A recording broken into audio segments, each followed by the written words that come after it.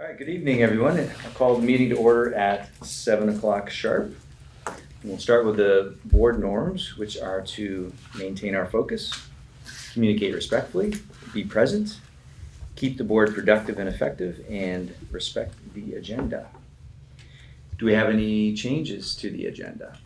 Just like to add one thing to new business, the WRCC Regional Advisory Board has requested an appointment from this board to serve for the Wyndham Regional Career Center, which apparently has not happened. So they're pushing me to make sure we get a board rep to join them for their meetings. Great.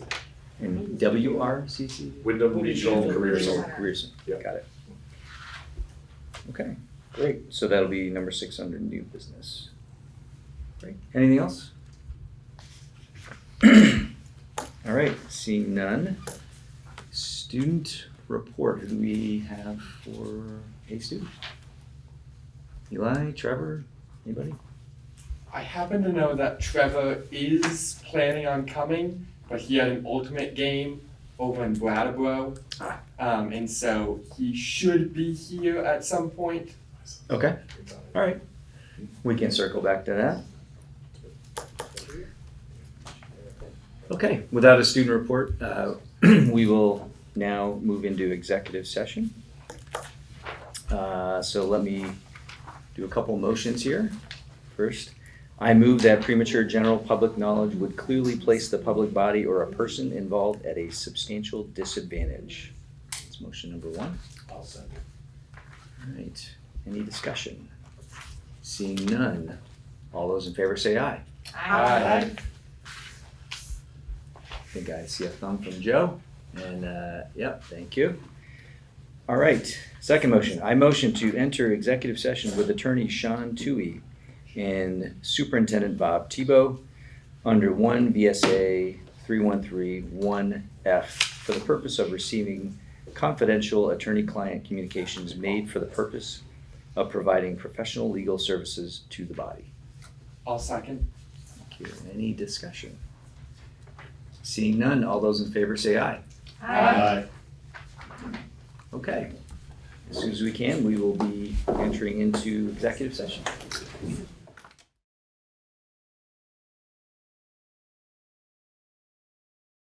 All right, we are out of executive session, and coming out of executive session, we have no action.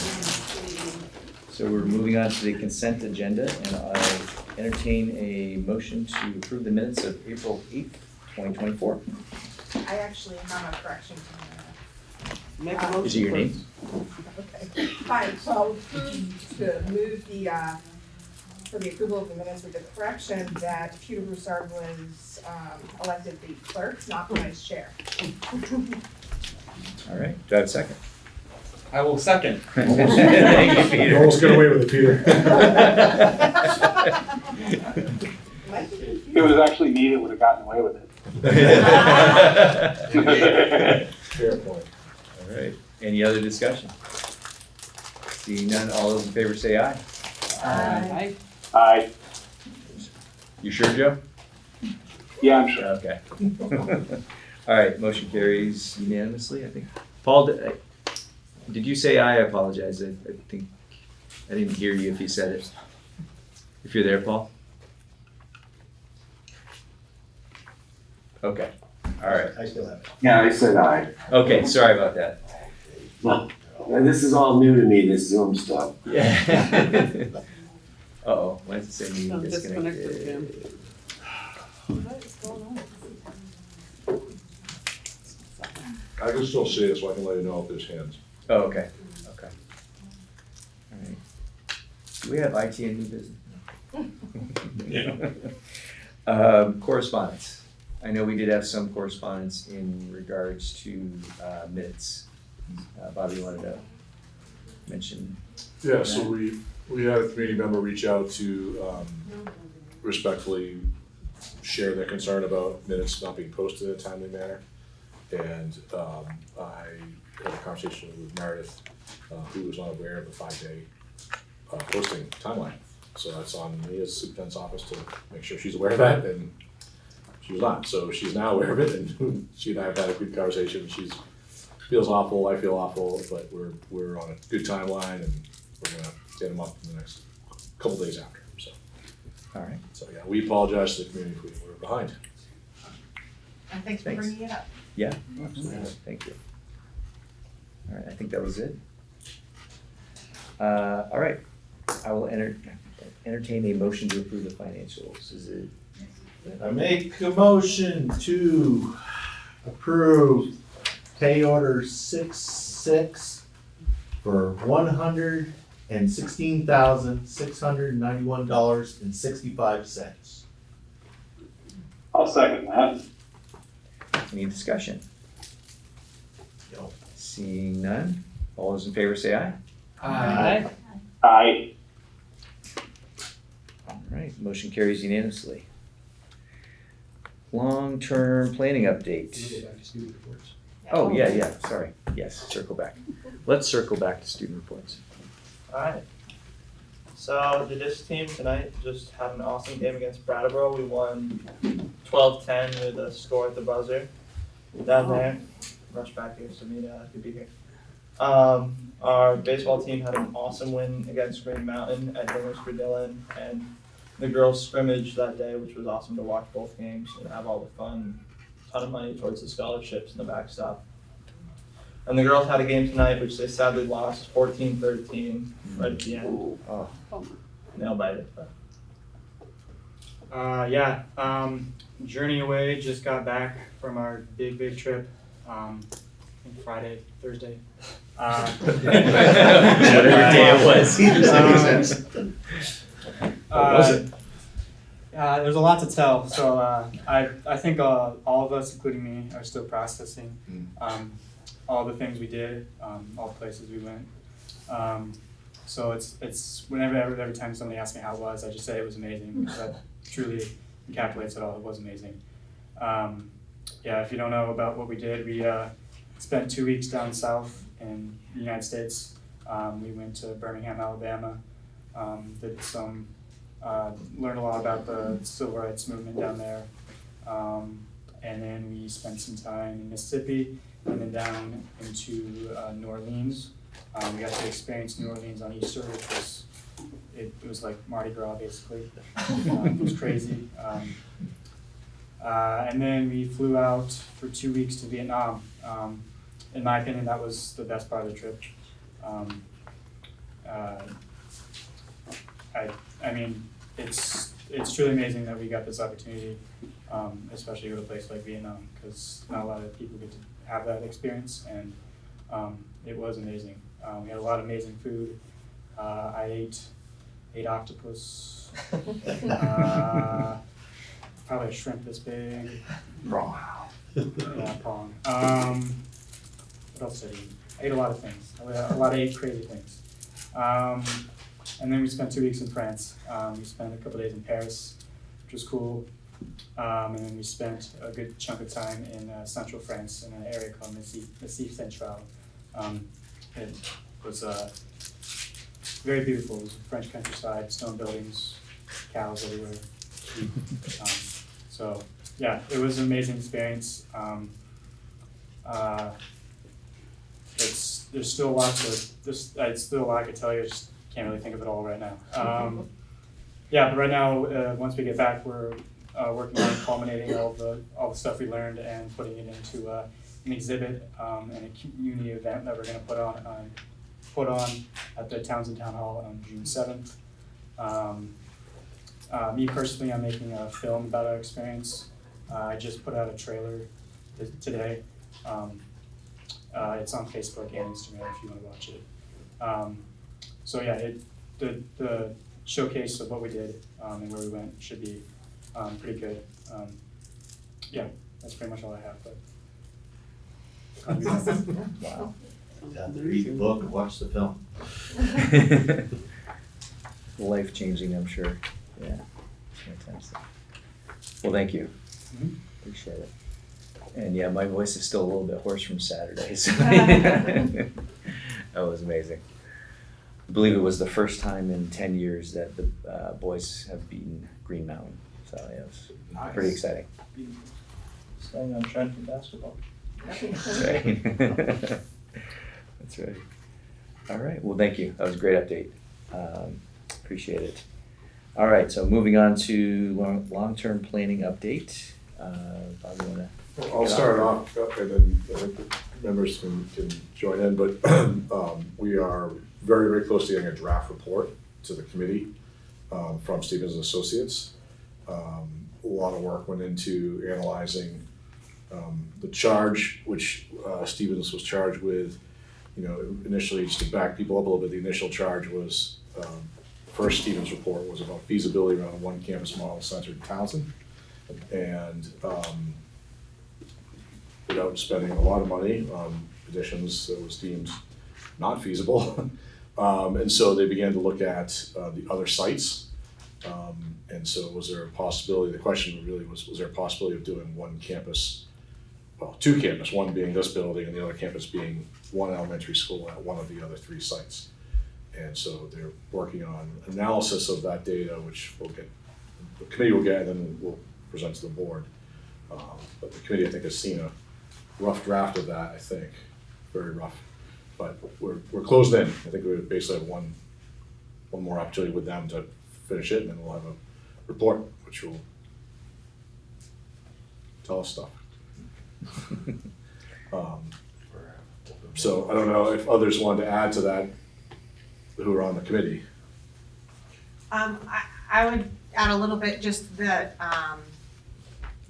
it's been a really long process. I was really hopeful that we would have more now already. I know that there's constantly conversations going on about what we need to do for our district, and we keep trying to tie them into a long-term plan because that would be advantageous, and isn't always apparently going to be able to be the case. But we've done a lot of work on it, and I'm really proud of the way that we have done work and just being able to be really data-driven and really evaluate as much as we can possibly come up with to give us a direction. And anyway, I'm really hopeful that we'll have this to the board really soon. Like I said, I'm a little bummed that it isn't here now, but alas, very soon we'll have it and it will go to the board and the public, and I'm proud of the work we're doing. Excellency. We just had some minor tweaking to do with the ways, but other than that, Lindsay came up with a really good weighing thing. Very good idea, Lindsay. And we've been beating this, kicking the can. I think this time we may have gotten to where we'll boot it through the field goal. She's done with it. And we'll have a long-term plan, we may have a short-term plan to get us to the long-term plan, but it'll be good, it'll be done. And we can worry about something else. It's always that. Mm-hmm. Leanne? I think they just about covered it all. I just wanna, reiterate, I was hoping we would at least have a, full report at this point to be able to present something a little more concrete, even if it was just a more rough draft than what we've seen at this point. A little upset with the delay because that puts us further towards summer before we're able to get information out. But I think it's very data driven, trying to take in as many different factors as we can into what the best solution is for our too small yet too big at the same time district. It's not the right size. Not one size fits all. That's right. Well, I agree with all of that. It has been a very thoughtful process. To hear all of these folks throughout these meetings saying, what about this? How much should this weigh? How much should that weigh? And just really, really thoughtful about the whole process. And I think we'll have a good product at the end. So appreciate it. And just to speak to what they're talking about with the weights, there's a series of criteria that are used to evaluate, and those criteria range from the impact on transportation, to present site expansion capabilities, to, throw one else, one more out there. Water, septic. Yeah, systems stuff. Site. And so just all these different factors, and so each building, each of the three elementaries are scored with a rubric based on these criteria that were created, and then the scores are tallied and the categories are weighted, and then you end up with sort of a quantitative result at the end based on the analysis. So it's a pretty thorough process, and Stevens has done a nice job of guiding us through it. It is slow, yes, it is slow, but that also speaks to the thoughtfulness, I think, of it, and but it does mean that it does takes time to get to the bottom of it. I will say this, I without tipping our hand too much on the outcome, I don't think we're gonna come out with a, hey, here's this thing nobody ever thought about, that's so easy and cheap. There isn't that. So like, let's just be ready that there's gonna be, whatever solution is presented is gonna involve some, thinking about how to make it work. But the alternative is status quo, which the board has been talking about changing since the merger, and so it goes back to the work you began in 2018, right? Yep. So. And also, sorry, just to piggyback on that, I know like there's tons of conversations going on in the community about like what's gonna happen and how's this gonna look, and the current answer for everybody that's sitting here waiting for that answer is that the board has not had this conversation yet. And so I know that it's impossibly hard to not have that answer. I feel that also. But we all need to do this work, and hopefully it is coming really soon and we will have all of these big conversations. Great point. I just wanted to add a quick nod to how objective it seems to me. Like the process itself is very much, it's rating, and there are some disagreements, but we really have come to terms with a lot of stuff around what is most important and least important, and how to rate each of the buildings in these different criteria. So in that respect, I feel like we're going to end up with something that really represents, I think, the realities out there. And it doesn't necessarily recommend a single solution, but it certainly lets everybody know kind of on an even playing field what the strengths of the three buildings are and the sites, and what the weaknesses of the three buildings and sites are. So I was really proud of being part of that, because a lot of the stuff we've done in the past has been much more like opinion based, I guess. Thanks, Guy. Yeah, it's nearly 50 different, more than 55 different criteria, and each one had to be scored for each of the three buildings. So. Hence the delay. Lots of conversation. Well, this guy's lots of good conversation, really. Yeah, very thorough. I'm sorry, it's not time for public comment. We'll get to it at the end though. Yeah. Bob, did you want to talk any more about it? Yeah, so, all this is interrelated, right? And so this is the tough part about this. While we're talking about the buildings, there's part of the data that we were bringing forward to the committee was some enrollment projections for next year. And so as those enrollment projections have unfolded with the committee and shared with the board, I think last month was the first time, right? At least in a formal way. There's also been some staffing changes, particularly in Jamaica, which are impacting things. And so I do want to update us a little bit of update the board a little bit where we're at with that. You have the updated projections, which I was on the phone with Monica and with Robin today just to make sure I had this correct. As of right now, if you set PreK aside for a moment, as of right now, the projection in Jamaica is at 11 for next year, which is up a few ticks for sure from the earlier version. We've had a few move-ins. And I do want to share just some data about that. It's tough to talk about with such a small number of kids. I believe, and then Monica I think is on here, she can correct me if I'm wrong. Monica, get ready to correct me. I believe, and this, the data at the bottom of this is actually incorrect, based that I did change when I got new information, that the only female students projected to be at Jamaica K through 5 are in K.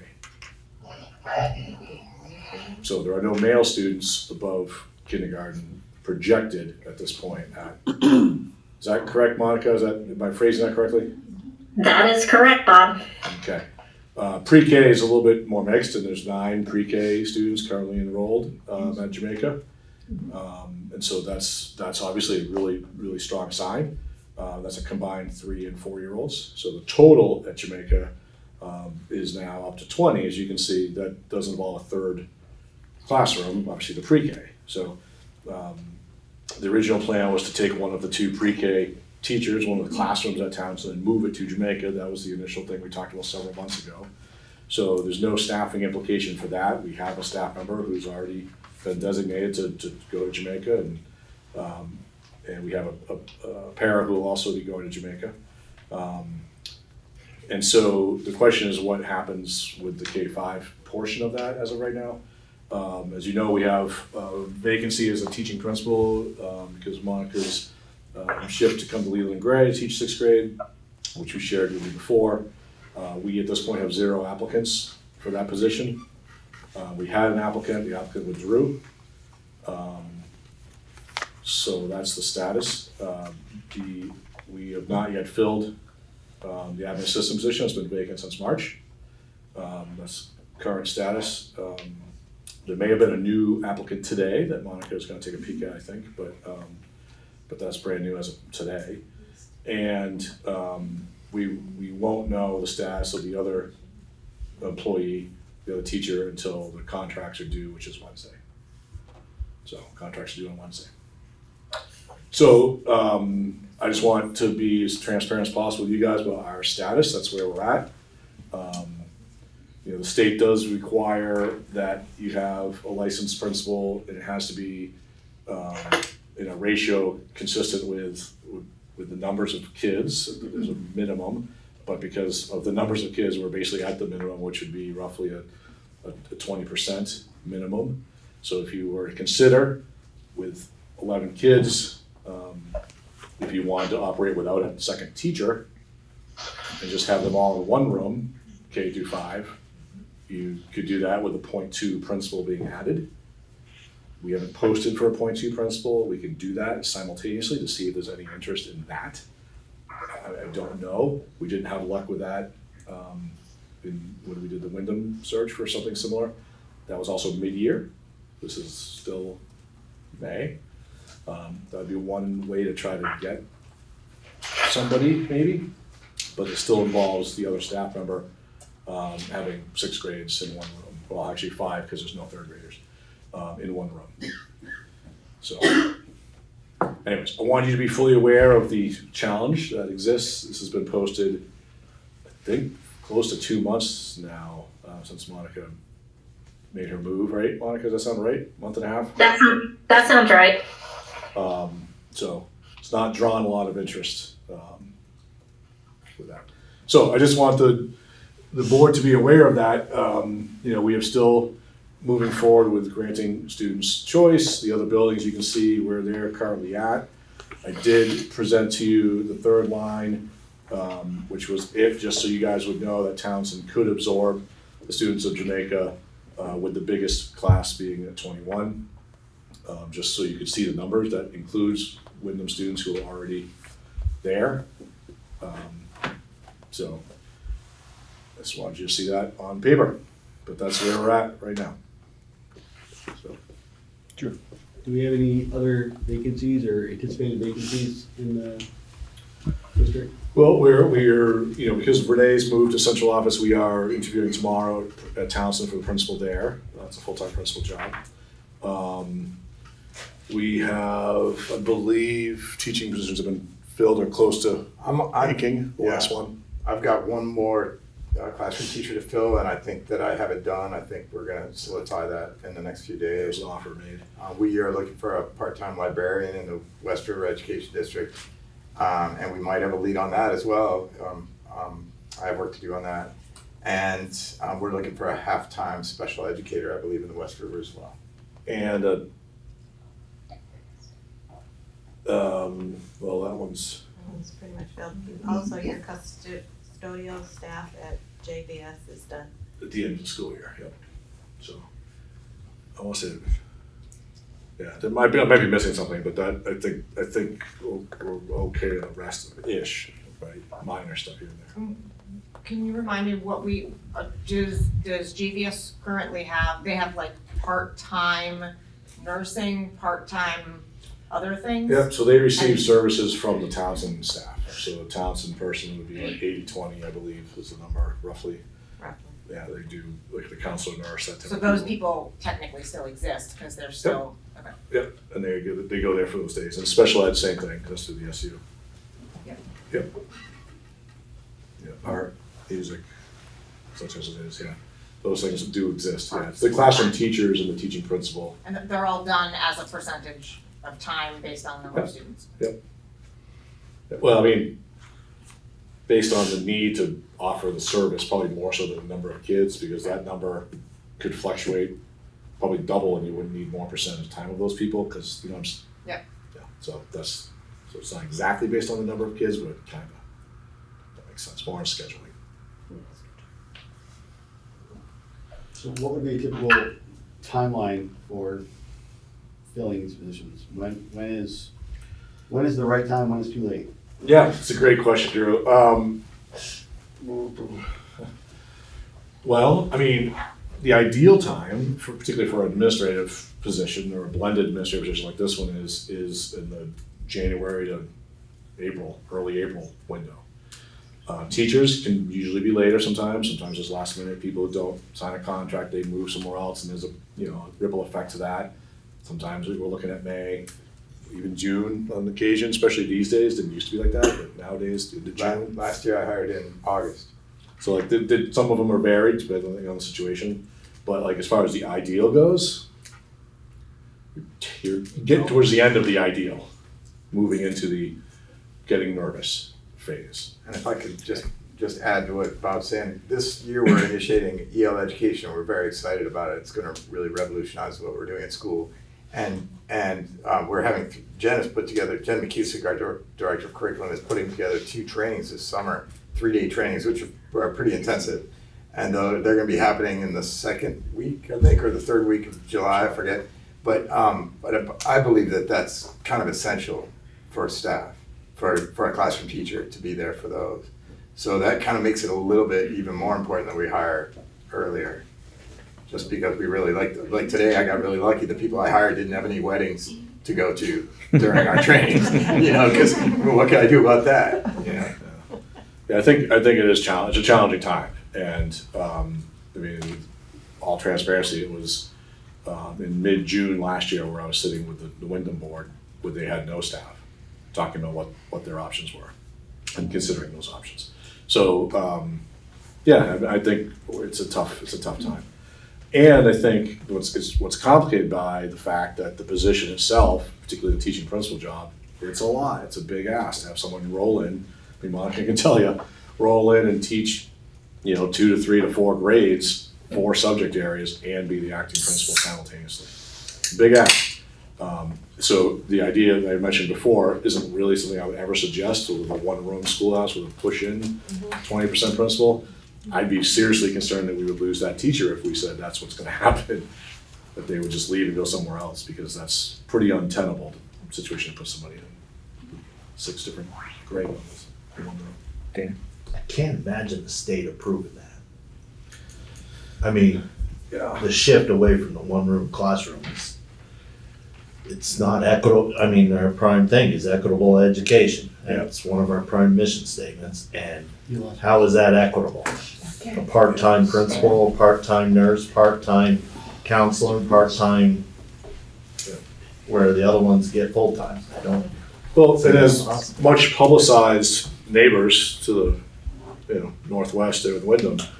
The lawsuit that was brought by families about that very issue around access to equitable education. While the SU and the town were dismissed from that lawsuit, the lawsuit still exists against the state. So like courts have ruled that there's some merit to the conversation at least, right? And so, I think that's something that, I'm not suggesting anyone's gonna sue the board or the district, but like, it's just something to be aware of. If it had traction in that situation, Now, you could argue, well, we have inter-district choice, so they could choose to go somewhere else if they want to. Sure. And many have, as you know, we talked about this earlier, that I believe the number was over 60% of Jamaica residents, students, 60% of the students who are Jamaica residents have already opted to go somewhere else, over 60%. So like that's part of why the situation exists. But that's the policy that was created when the merger happened, right? So.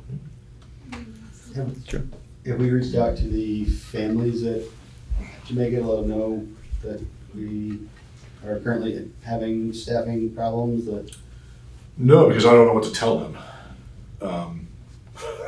We have staffing problems, stay tuned. I mean, it's the hard part, right? I mean, if I said to them, like, if the board set a date that, if there was a date by which we had no staff, that we would be talking about X, well, then I could tell the parents, by this date, if we don't have applicants and haven't found a candidate, then the board will be talking about X.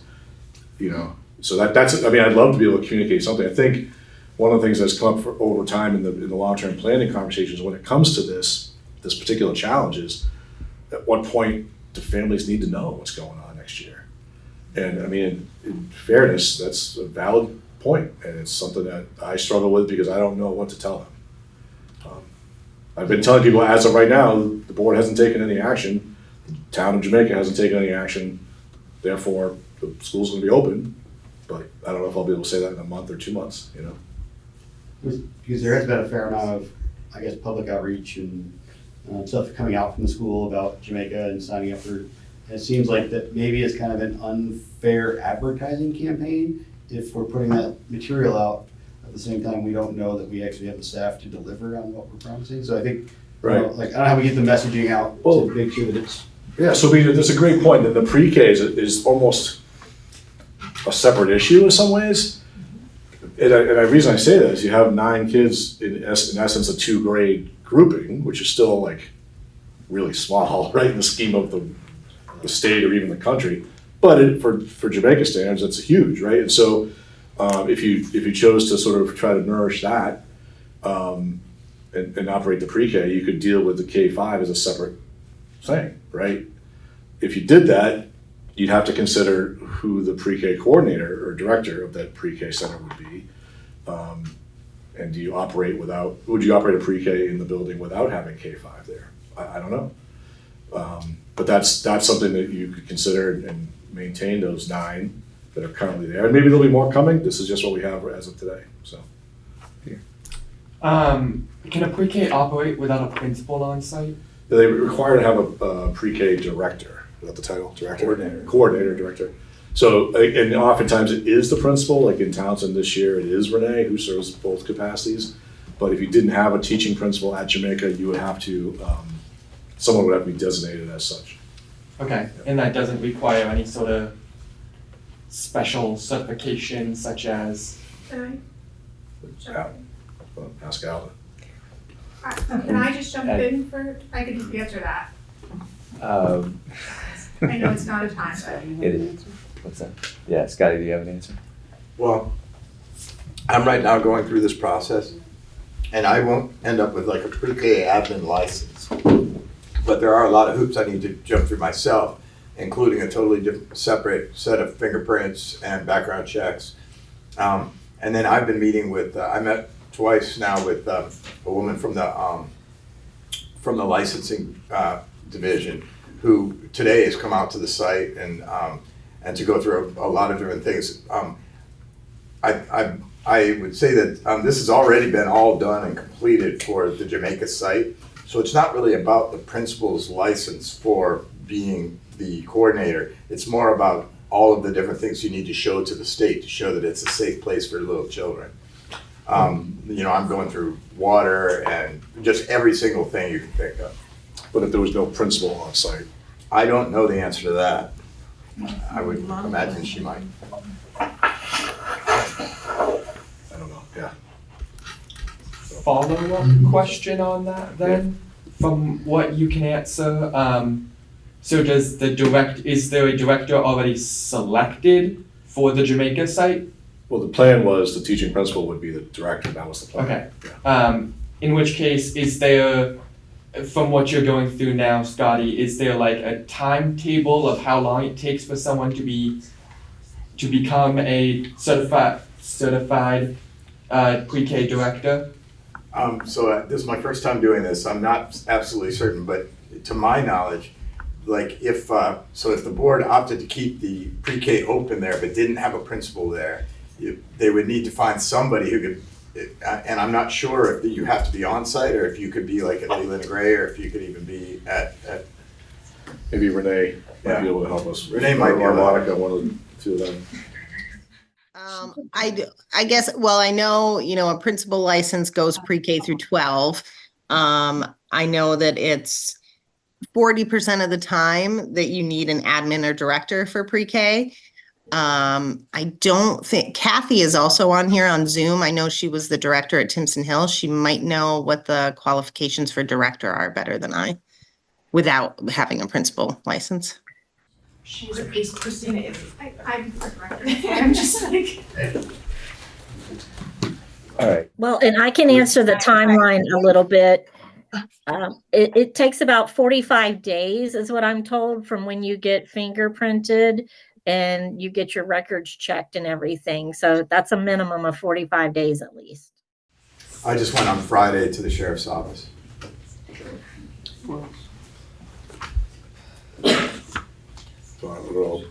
I don't know the direct percentage regarding how much a pre-K director has to be at the school.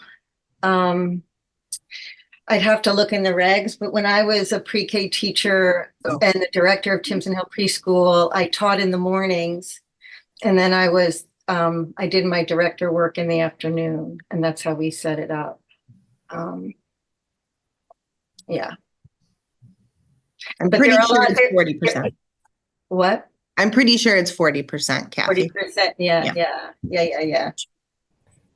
But you just have to know all the policies, basically, yeah. You just have to know. We're disconnected Again. again. And you have to be you have to get certain qualifications to be the director, yeah. Which isn't hard to do, actually, if you're, I guess I have. Okay. All right, thank you. Coming back to Drew. I assume we're down to the pre-K applications section of the agenda. Yeah. So looking at your staffing projections, it doesn't say anything about Newburgh having a preschool, but it sounds like we're headed down a path of. The board asked Scotty to pursue that just in case, as a backup measure, in case we ended up in a situation. But the plan was not to open a pre-K there unless the one in Jamaica wasn't open. So we're going through the steps to be ready just in the event that we needed to. So there's no intent to actually put a preschool in Newfangled? Not if Jamaica is operating, correct. And it would represent, there'd be some costs associated with opening at my school just because we would need to relocate some staff who have office space in my building, some WCSU staff. We would need to, just after talking today, we would need to replace a lot of carpeting and some windows, and we'd need to paint and buy, of course, we'd have to furnish a whole classroom. And if you were doing it in addition to Jamaica, it'd be additional couple of staff members that are not in the budget. So, we were worried, part of the concern, one of the reasons that we talked about this initially was the concern was if Jamaica didn't draw in enough and Townsend filled and we were turning away pre-K kids, we were losing revenue, and so how would we think about that? And so the idea of Newbrook being a potential applicant site would give us another space to continue to draw in students. So, Can you remind me of how many kids are in the pre-K classroom at Townsend? how many are currently there? Anticipated? 17 are currently enrolled, and the capacity is 20. I have 16 personally, and Kathy has 13. That's this year. Yeah. I'm talking about next year. I'm talking about next year. Yeah, okay. All right. Jamaica status update, I think we've kind of talked. Yeah, that's all been sort of the Jamaica status update. So Yeah. that's where we're at. I mean, we continue to have the position posted. We can get creative in how we post it. If the board's will is to, consider the idea of a one room, one classroom teacher environment K-5 and to look for a .2 principal, simultaneously, not instead of. we can post for that and see if that draws any interest. I mean, I have concerns educationally about what that would look like, about having the, K-5 in one room. So I'm not sure that's the best opportunity, but if that's what the board wishes me to at least look at, we can post and see what we get. And I can report back on that in a little bit, but. So, No. Drew, and then Lindsay? Yeah. so the numbers right now, we're looking at a K2 with 8 kids and a 4 or 5 with 3 kids? Like how does that, assuming all the staff was in place, is that what we're looking at, is one classroom with 3 kids in it and one classroom with? Well, I think what Monica did this year was a little bit different. Monica, do you want to speak about how you arranged this year to explain? Yeah, sure. So this year we have the 2 classrooms, so to speak, K1 and 2, and then 3, 4, and 5. But we switched off with math and language arts so that I would teach K through 5 math at different times, and then the other teacher taught language arts K through 5 at different times, and then we shared the responsibility of science and social studies. So when you say at different times, did you have K through 5 math students all learning math at the same time in your room? No, I had K1, 2 in my room at one time. And then I have 3, 4, 5 for math in my room for another time. So it's like they switch classes. So yeah, it wasn't exactly the way, but that was the way it was the year before. Lindsay? I'm gonna wait. All right, anything else? If not, NEASC update. NEASC update. So, I mean, to be honest, I don't know. Shelley Bostrom was on the call. She is one of our co-chairs for NEASC. Sorry, Shelley, to put you on the spot.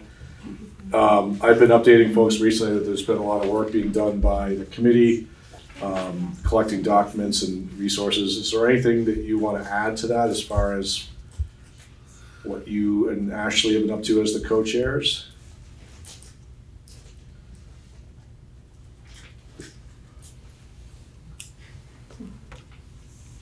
Shelley's gonna get me back for this, I'm sure. No, I don't know if you can hear me. Yes. Okay, I have, Laryngitis. yeah, I have laryngitis. I didn't And know I'm that, Shelley, I'm rough. sorry. No, that's okay. So we have collected teacher lessons, and Ashley and Keegan just went to a conference and they reported back to all the staff. So Ashley and I just have to meet to make some more deadlines for what we need to do and when we need to share items with the whole entire staff. And that's about it. I'm sorry, Shelley. That's okay. So yeah, there's your NEASC update. Done. No more questions. Great. All right, moving on to principal reports. Let's start with Scotty. Thank you, guys. We've been very busy at our school. I'm just going to say a few things. In terms of hiring, I think that I put in my report, we're very lucky to have hired Natalie Beckstrom to be our 2nd grade teacher. She's been working here at Leland and Gray, and she worked at Wyndham. She was really working hard to get back to an elementary situation, and our school's going to be perfect for her. I think that she's going to be a great fit for us because she really loves kids, and she has a lot of background knowledge around the instruction that we're doing. She's going to be in the trainings this summer for our new curriculum, and I feel very lucky that we hired her. I have a second person, like I told you, that I believe we're getting pretty close to, and that's been a thing. Let me see. I also wanted to report out that Jason Gregan and who is our 4th grade teacher, and Joyce Van Pamela, who's our 5th grade teacher, put together a science fair, and a lot of our parents were asking for more parent curriculum nights, like something where they could come and see kids work.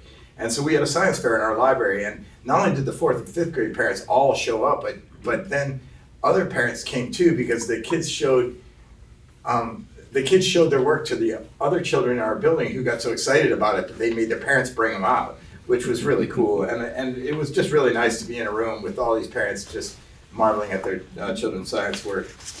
And I really appreciate Jay's work on that and Joyce. I also wanted to, just for the whole SU, you should all know that the kids went to Keywade and I was there for the first 3 days of camp. And our kids just really shined. I mean, we just looked great. You know, our little schools we have little schools, but we really do a great job at teaching kids how to interact with other people that they don't know and how to put their best foot forward and how to get excited about learning, especially outdoor learning and place-based learning. It was great. I had a blast. We had our teddy bear tea last Thursday, and we have a great, huge class coming in. I think there were 15 kids. 15 new kindergartners for next year, and I read to them and Shelley read to them. It was before her laryngitis, so it was well timed. And we really had a blast. It was really fun. Staff Appreciation Week is this week, and the PTOs really just lavishing the staff as they always do with really nice thank yous and stuff.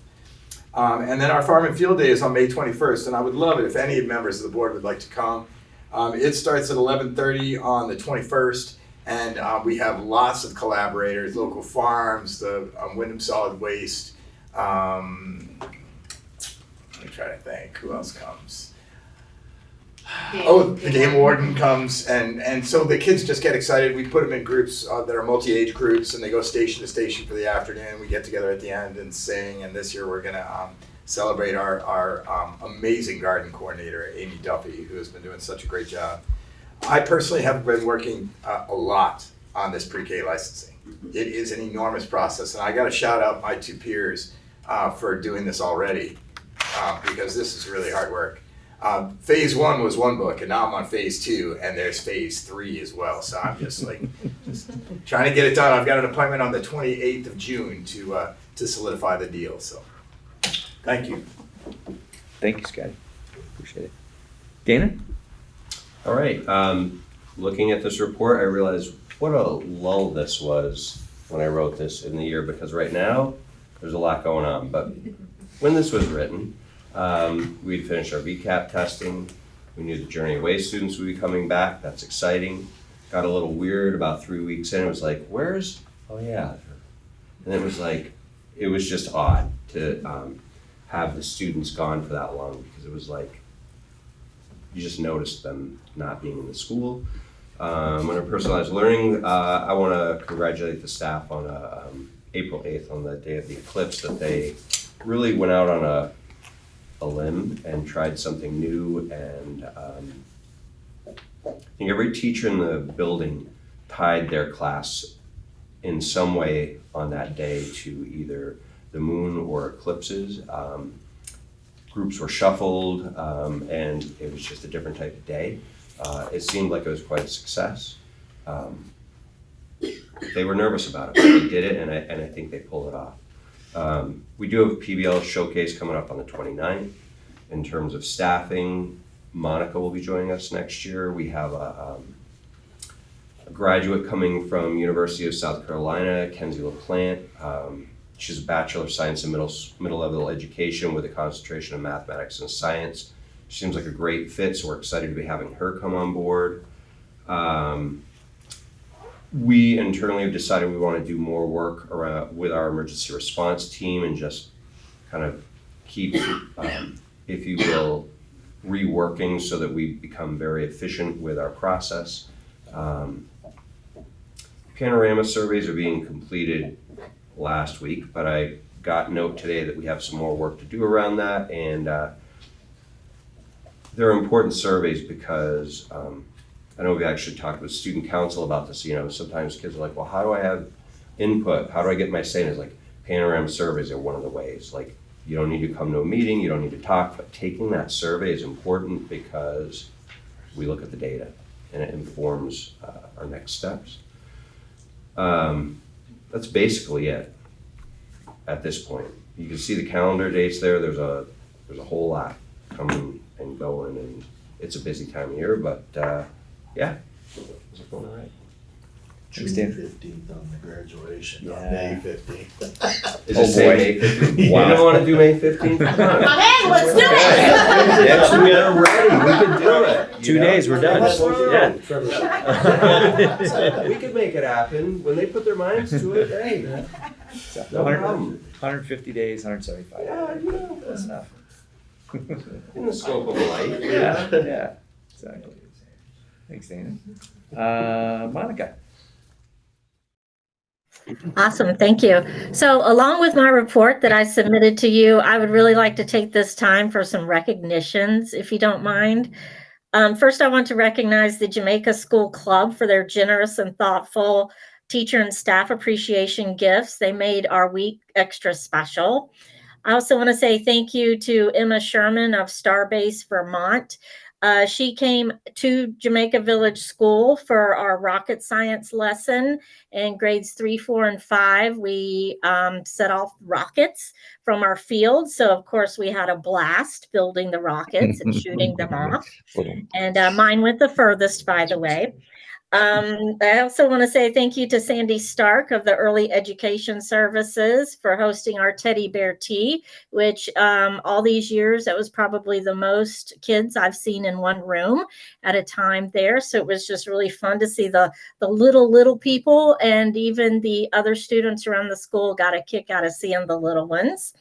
And so it was great for the children and the families to spend their morning with us. And I also want to thank Bree Madison, who helps organize the 802 Smiles visit. We had the dental hygienist, Michael Messina, come to us the other day and clean teeth. And we actually had 2 students that have never had their teeth cleaned before. And so that's the first time they've seen a dentist. And you should have seen the look on their faces. It was amazing. The smiles were infectious. And finally, I want to just say thank you to all of our teachers and staff, and just to let everybody know that they are appreciated each and every day for their dedicated work. They are appreciated. So thank you. Thank you, Monica. And Renee. Great, thank you. Yeah, just like my colleagues, lots of end of school fun stuff going on. So we have a bunch of dates coming up. We have we had the circus visit today. So Troy came and just did a solo performance for the kids, which was great. The kids loved it. This Friday, we are going to the Upper Valley Aquatic Center using our readathon fundraiser money. So a big trip up north, do some swimming together. We're organizing the groups. Kids are really excited for that. We've got we're doing our first ever farm to field day. So our committee's been working really hard on that. That's on June 3rd. And I'm hoping there's no Townsend students in the audience, but we've reserved the Kona ice truck to come as well as a surprise. So that's going to be great. Oh, yeah. June 11th is our 5th grade graduation at 5:30 on the Common, hopefully. Unfortunately, no gazebo this year. We're a little bummed about that because that was a really nice setting for us, but I'm sure we'll think of something great. We had a great teacher appreciation week last week, thanks to our school club members and other parent volunteers. It was a week filled with, we had breakfast, more food than you could think of, luncheon and little gifts. So that was really, really nice to be appreciated by all of them. We have our bid out for our new playground. So hopefully that installation will be happening at the end of July. That was a really cool project we had some 5th grade students do the budget and the planning and the measurements with Greg Frost. And so it'll be really cool to see that come to life. And then we have some staffing changes. You guys talked through some of that. We also are still looking for a librarian. That's been posted all year. Principal interviews are tomorrow. We've had our kindergarten teacher is moving on to the AST position at Townsend. So now we have a kindergarten classroom position open that's been posted since last week. So if you know anybody, put the word out there. We've shared it on Facebook and all of that. And then we have Bree Madison, who we've been looking for a counselor. She took on sort of the role of counselor this year, but she's going to be moving into a different title as social worker. And we're really excited to have her and keep her doing the services that she does the best at. So I think that's about it. Unless there's any questions. Yeah, do we have any questions for anybody? All right. Bob, I won't forget you this time. Yeah, so you got my calendar report a couple weeks ago, an email. I think people are probably familiar, but we are interviewing some candidates for the Townsend principal job tomorrow. And there's a whole committee, I believe, Dana and Kate is on it. Kate's on, I got a call. Are you bailing on me, Dana? Yeah. Scotty is representing admin as well. So anyways, that'll be tomorrow, and we'll let you guys know as that progresses. The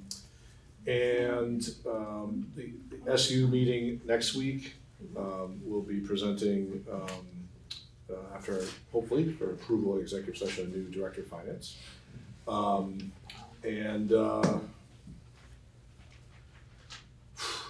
Yeah, I think that's it. I'm just starting to appreciate the different pace of central office than being in a building, as these guys are all winding up for a bunch of end of year fun and Kona ice trucks and graduations and whatever it is he does. My world, you know, after starts to kind of get quieter a little bit, and which is a nice change of event for me. So yeah, I'm starting to kind of get in the groove, getting stuff set up for the summer, for the leadership retreat, getting the SU meetings planned for next year, like all just stuff that it's like got a little bit of time in between the hiring here and in Wardsboro as well. So yeah, staying busy, but I'm starting to feel a little bit of a different vibe this time of year than what I used to feel. So yeah, I think I should publicly announce this though. If Sue were on the call, she'd want me to say this. The central office divided up, and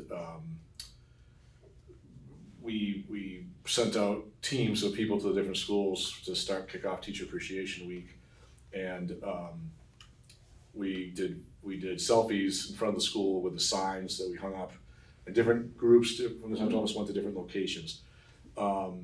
And so we're gonna have this competition in the central office. They're very competitive down there, you know. Not naming any names, but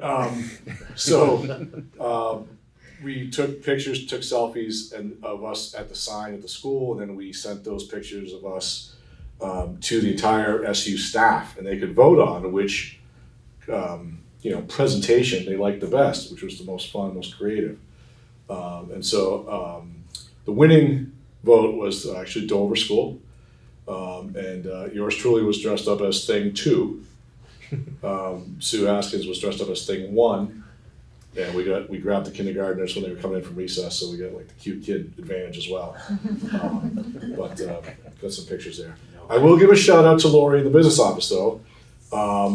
They did an excellent video of this. It was really actually very well done. However, I couldn't share the video out because, well, let's just say the rules called for a selfie, not a video. So technicality, you say perhaps, but they did a nice video at Newbrook, and we're good sports and all of this. So We did come in second.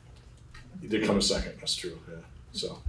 Yeah, so it was just a lot of fun, and then we delivered cookies to the staffs of all schools on Wednesday as well. So tried to get our appreciation out for the staffs. And those cookies were really well timed because we had a half day that day, so we had a really long meeting that afternoon, and a lot of sugar was really just what we needed. Every half an hour. Yes. So that's what I got. Great. Thank you. Appreciate it. Drew. So we got an anticipated end of the year financials. I don't know if it's really a superintendent's report, but it kind of comes from superintendent's office, saying that we are going to maybe have a little bit of a surplus. Just a random question, I guess, because is in a different meeting, school crisis planning tabletop, there were some needs. Is there any chance that some of those surplus funds are going to get applied to the school safety needs that were identified during the tabletop? We haven't really talked about what to do, or how to use them, or what to do with it, or. Well, that's up to the board. Yeah. That's a motion. That is a motion. Well, I don't know that we can make the motion because it's not really warned, but It's not, and there's a suggestion. I'm not sure that I was there at that meeting, so I'm not exactly sure what the ask is. So happy to look into it. I'm sure the staff would be more than glad to tell you what they believe they need. There was some stuff. There was. All right. Great. Yeah, let's get it on to the next meeting. Next meeting? Okay. I won't be too late to order. And the ordering freeze has been on since May 1st, so. But under the board's direction, I'd like to get that stuff cleaned up before the end of the year. yeah, he's ramping down, we're ramping. Great. Anything else? All right. Moving on to administrative contracts. So Al has copies of the two administrators' contracts for Leland Gray and for our Newbrook principal. We don't have one for the Townsend principal, so we haven't hired one yet. And we don't have a Jamaica principal, so those are the ones we have. So I would ask the board a motion to authorize Al to sign administrative contracts. So moved. Thank you. Seconded. Thank you, Peter. Any discussion? Seeing none, all those in favor say aye. Aye. Any opposed? Hearing none, motion carries unanimously. Thanks. Sign those. CIP approvals. Yeah, so I don't know if you want to do this building by building, but I'll give you the short version and then maybe you can ask questions to try to expedite this. So continuous improvement plans are part of a 2-year cycle, which means that this is the middle of that 2-year cycle. You can make minor tweaks to them, you're not required to. Most of the stuff we're doing, we're continuing to do. So all 4 buildings are presenting CIPs for you for approval. You've basically approved them last year, we're just sort of, stamping them again. Our obligation from the compliance side of things is to take those plans plus the minutes from this meeting and upload those into the state system so they can see that we've done our due diligence to go through that process. So the virtually the same, but if you want to ask questions, the CIPs are all in here. I'm sure the individual principals can speak to them if you want to ask. But they should be in essence the same as the previous years that you already approved. Can we just make a motion on the slate and then, I'm sure you ask can. questions? All right, I'll entertain that motion. We can get to discussion after, yeah. So moved. All right, any second? I'll second it. Thank you, Dana. So the motion is to approve all 4 schools CIPs. Correct. Yep. And discussion, motion makers first? No? Peter? So these were made in 2023, these continuous improvement plans? Yes. Okay, one of the documents says that it was reviewed in 2022. And that it does not say it was updated in 2023. I can get you. Which one are you looking at? Yeah, 1 second, sorry.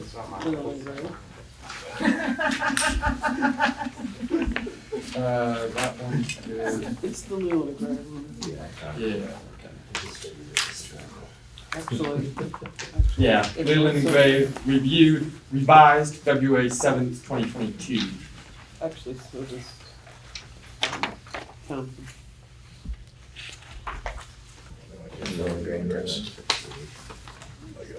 Wait, are you talking about the February 7th, 2022? That's just the form date. Yeah. Yeah. Yeah. But if you look at the other ones, it's the revised one. That's Oh, why yeah. they're formatting. That's slightly the different. form, that's the form. Yeah, it's the form edition date. Yeah. Oh, I see. Nothing to do with the content. Right, yeah, no, correct, that's the AOE's format. Which was updated, but I don't think there was any significant change to it. The plan itself is the correct one. I would, Cool, thank you. well, throw one thing out, I certainly appreciate all of the work these are. I just would like to stand on my soapbox that I always stand on, and one more time, say that I think that we all as a district should always be working on every individual student and not basing our improvement on whether we've reached some arbitrary level of mastery, but that each individual student is excelling at their own personal best, as opposed to reaching an arbitrary standard that does not fit every student. Yeah, no, it's a fair point, and the challenge to how you would phrase that in a goal is that you'd have to have a measurement strategy using a growth model for every single kid, which is far more complicated to do. Well, it isn't, I don't think it is that we don't try to do that, but it's just like articulating that in a goal and how you would measure that goal is significantly different than having a achievable, or I don't even say achievable, 100% proficiency is maybe isn't achievable per se, but it's a target to shoot for, so. But yes, I agree 100% with you as far as the growth model is definitely more conducive. It's just not what the state happens to use for measuring how Here we schools are. function, yes. Good soapbox. That's all. Yet, let's say yet, maybe they'll change. There's always next year. It's a growth model. I'll just say it again later. Great. All right. Any other discussion? All right. Seeing none. All those in favor say aye. Aye. Any opposed? Seeing, hearing, I can't see, I'll say hearing none.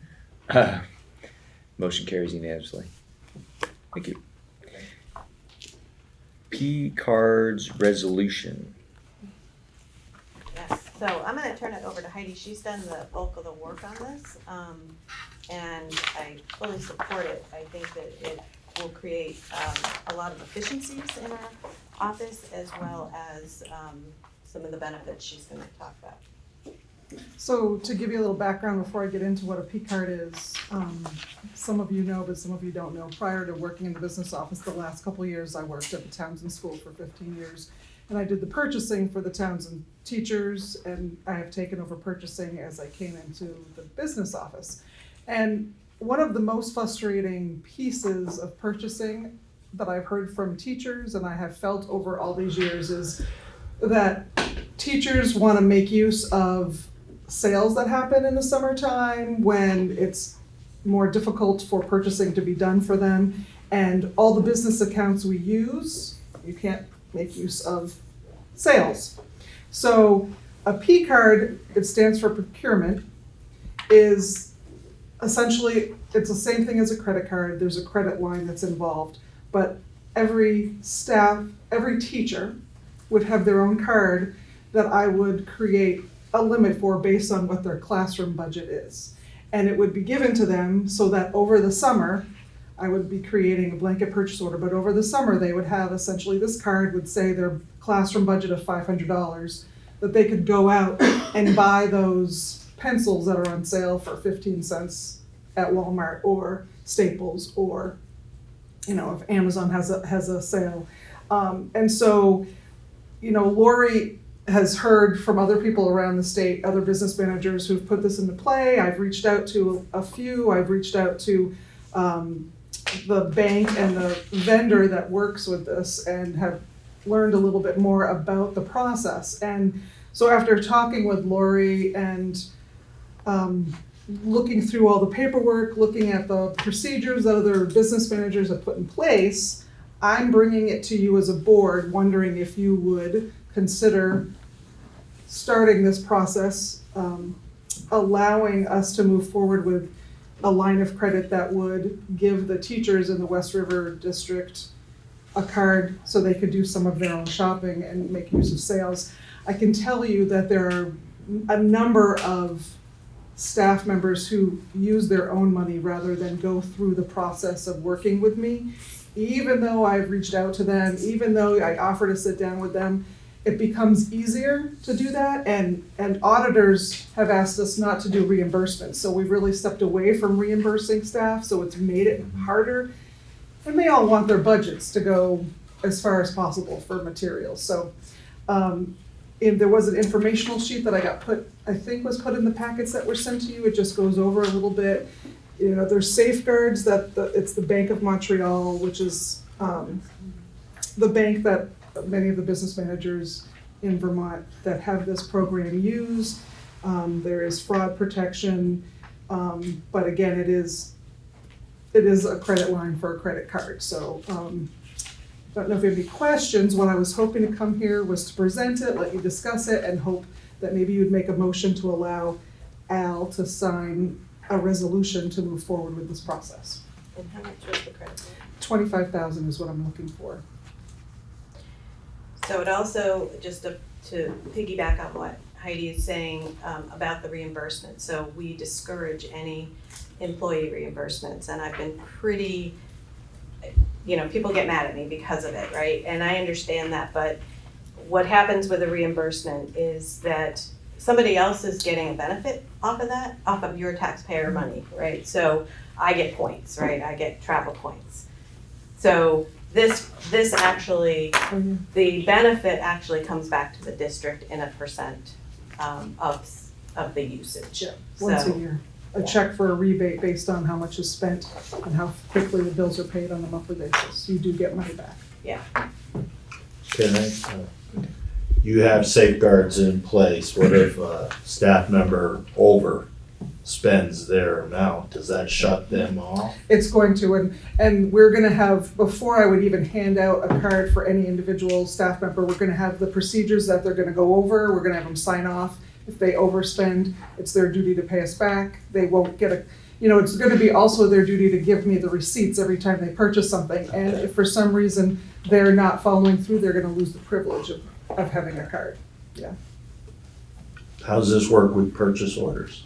We're gonna create a blanket purchase order so that when we get their monthly receipts, the blanket purchase order will be how much they get. So right now, staff members are considered, their class size determines their budget. So if you have 10 kids and say you get $50 a kid, that means you have $500 for the year to spend. So that will be tailored, and as they spend, I can reduce the limit. So if they go out this summer, they spend $200, I can go in and say they've got $300 left on the card to spend. Peter? Pro being that this will help out a lot of teachers, what are cons that you have heard from your talks with other districts? I would say, so there's some additional paperwork and organization pieces. I think making sure we get the paperwork from staff is the biggest concern, and making sure we have those safeguards in place. And if we were to do this for this coming school year, would we be locked in for doing this in continuing school years? The hope would be it would continue. I'm sure the staff would not let it go, but it doesn't mean that we have to. If we find a lot of concerns, if people aren't following through with getting us what we need to make sure that everything gets paid in a timely manner, then you as a board could choose to discontinue it at any time. Okay, thank you. Yeah.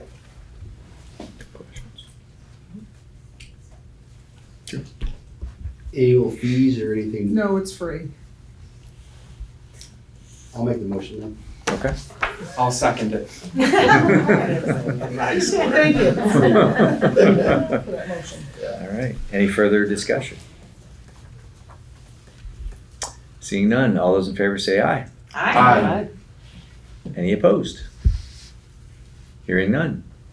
Thank Motion you. carries unanimously. Thank Thank you. you. Thank you. It's good creative thinking. Yeah. Appreciate that. All right, on to our added agenda item, which is to appoint the Wyndham Regional Career Center rep. Right, so, Wyndham Regional Career Center is the CTE center, the Career Tech Ed Center that serves Leland and Gray. We are in their catchment area, Twin Valley, Leland Gray, Brattleboro, and Hinsdale. And Bells Falls is split between Springfield and Brattleboro. At any rate, there's a regional advisory board that governs the Career Center. And, typically, Bill's been a member of it for years, and usually they invite Sarah Grasso or the principal to also join. And then at the last meeting, they sort of announced that they were needing to fill some board vacancies, and I was like, oh, that's interesting. And so I got the word that the West River Board, the WCSU, doesn't have a member. And so West River Board being the one that has Leland Gray within it, it seemed logical to come to the West River Board to ask for an appointment. So the commitment, because I know it's going to be the question, is probably quarterly daytime meetings. They usually meet around lunchtime. They do an online version. I've had mixed reviews with the tech, ironically, sometimes. You do get a great lunch. If Well, you get a lunch. They're not using the students serving food anymore. They have like packaged sandwiches and stuff nowadays. So you get a lunch. Downplay the great part. And you can go, like I said, online as well. But yeah, it's probably 4 times during the school year. And they make decisions. They go through their budget. They talk about programming, staffing, challenges, some of the career opportunities that exist for our kids, and obviously the impact. We have very few kids that go, but the option is out there for our students. So we are currently underrepresented, but figured I would see if there was someone who was interested in career in tech ed and might be interested in serving on behalf of the West River Board. I work in Brattleboro, so unless, if somebody else.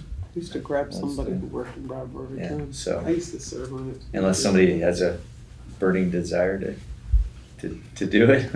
Another meeting? No. Thank you. Peter? Don't everybody speak at once. Peter, I can see one. Actually, I am interested in it, yeah. Yeah. Do you need a motion to that effect? Do we need a I motion? think it's an appointment. Yeah, I think you need to. Yeah, all right. I'll make a motion that Peter serves as their representative. I'll second it. All right. And you can get the so-so lunch. I expect to report back about this one. Emotionally invested. All right, Peter, I will get your name and contact info to the personnel that does the meeting. So. Yeah. Oh, yeah, we need to vote. Yeah. Oh, sorry. Any other discussion on that? Technicality. All right, seeing none. All those in favor say aye. Aye. Any opposed? Thank you, Joe. Any opposed? I'll give Peter this defense. Hearing none, the motion carries unanimously. You are now our rep. Thank you, sir. Appreciate it. Okay. All right. So we're now to public comment. And I'm just going to lay some ground rules here.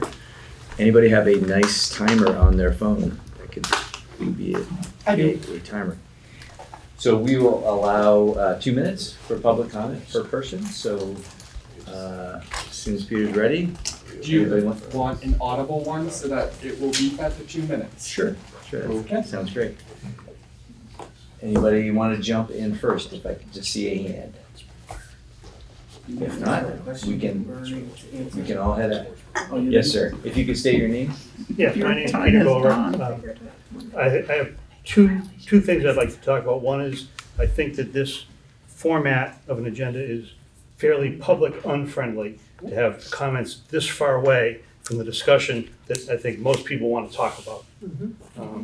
And I think that there was an earlier time in the meeting when you had an expert in the audience who could have answered the question. I think somebody from the board yielding a minute of their time to an expert to answer the question might have gone a long way to speeding things up. That's my first comment. My second comment is, or a question is, would the board entertain some kind of proposal that would help guarantee that the Jamaica Village School remains open? That's kind of a question for the chair. This is a public comment, so you can make your commentary. It's not a Q&A. Yeah, well, it's. Well, we can take that under advisement. If the board would be, if the board would be totally against doing that, then there'd be no sense of preparing one. Right. But if the board is amenable to receiving an offer to help keep a school open, that's where I think a lot of public consensus is, that there's people in Jamaica that want to see that school remain open. And if the board would entertain an offer that would help do that, that's what we're looking to do. Thank you. I'm Jean Goldberg, married to Pete. Thank you. And I'd like to make a comment. His question is really a comment for this board. Peter and I together are offering to set ourselves up as people to keep the Jamaica School open. It will require a meeting with former principal, now Super Bob. It will require a meeting with the community people who are currently involved in Jamaica. I had a K-12 license, teaching license. Pete has over 20 years experience that most of you probably don't know, as the IT director in this district. I was on the long-term planning committee, and to be quite honest, the comment is, the planning committee spent a lot of time with the wish list, but not a lot of time with practical solutions. What we are offering is a solution for Jamaica. I would appreciate knowing from the board at the next meeting if they would answer Pete's question. Are you open to an alternative proposal to keep Jamaica on board? Thank you. Anybody else? Anybody that, Can I make a comment? uh, It's nothing serious. I was just gonna tell everyone that this is my last board meeting because my senior trip is during the next one, so thank you for your time. okay, thank you, appreciate it.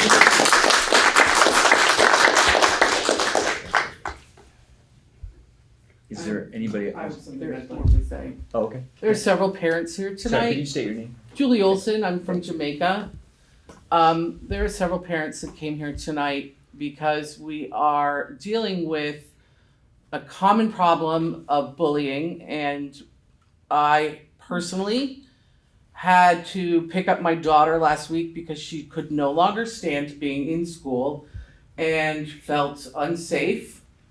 And that was from comments she was hearing from classmates about getting shot, getting beat. That was it for me because over the last almost 2 years here at LNG, she's a 7th grader. I have listened to her complain about not being heard by faculty and administration. And she reported, her friends report their frustrations and problems. And they felt at this point, her friends even told her not to say anything, to not contact me because nobody cares, they're not listening. So I am hearing, I have heard, I've reached out, I tried reaching out to some people that I got your emails bounced back to me. But Dana West did get it. I reached out to Bob and Dana and several other faculty members here at the school, and they responded to me with very quickly with lots of compassion towards the students that we're dealing with. I understand that this is a huge problem. We are dealing with other students who are not as privileged as my child to have parents that care about what is happening to them. Thank you. I guess that's it. I would like to continue this. I will be at the next meeting because I want to see some results from the board. Thank you. Thank you, Julie. Anybody in Zoom land that we're missing? No? Okay. All right, if there's no other hands, then we will move out of public comment. And I'll entertain that final motion.